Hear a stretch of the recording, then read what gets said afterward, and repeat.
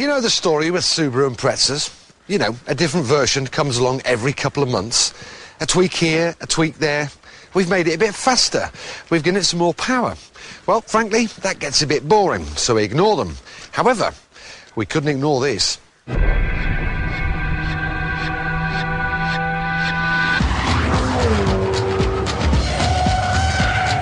Like a high-tech piece of rock, it has the right names written throughout it.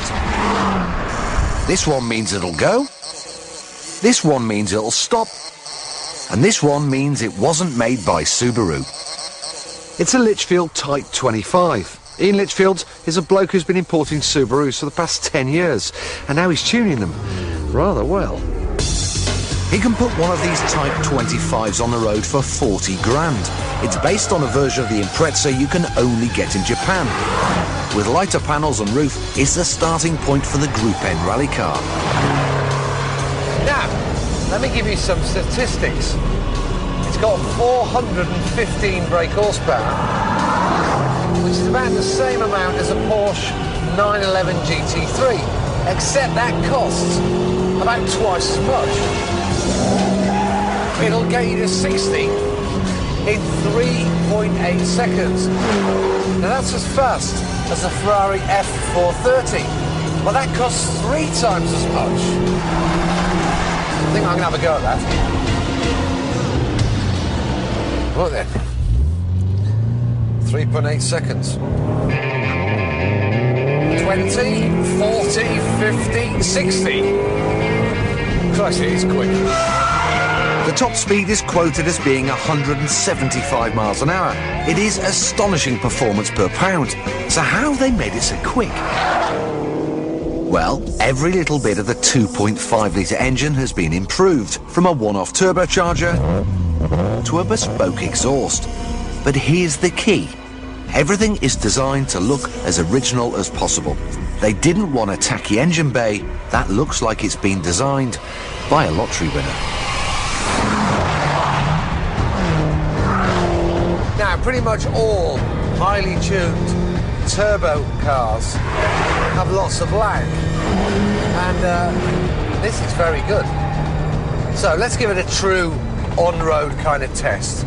Let's get 4th gear, 3,000 revs, and give it some.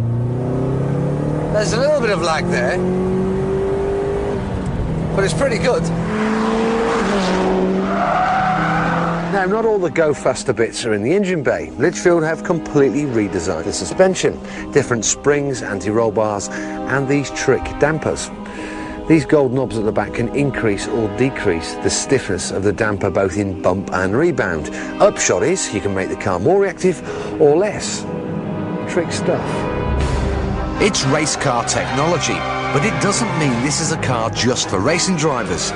Your granny could drive it quick.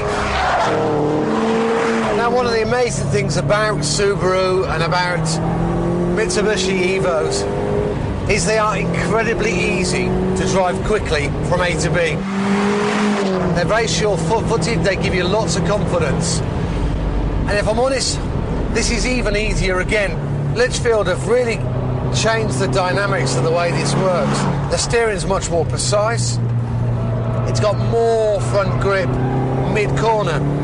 Because it's got more power, and the way the power is delivered, you can make the car slide, you can make it balance. It still has understeer if you drive it a little bit too smoothly. So I'll show you. Turn in, understeer. But if you're a bit more aggressive like this on turn in, then you can make the car more neutral, and that's more fun to drive. What impresses me most is that this isn't just a boy racer's fantasy. It's not a hardcore stripped-out racer. It's got climate control and electric windows. It's got 4 doors and a boot, for heaven's sake. And if you want, they'll supply it in a dark colour, with a subtle spoiler and more soundproofing for those who want to keep a low profile.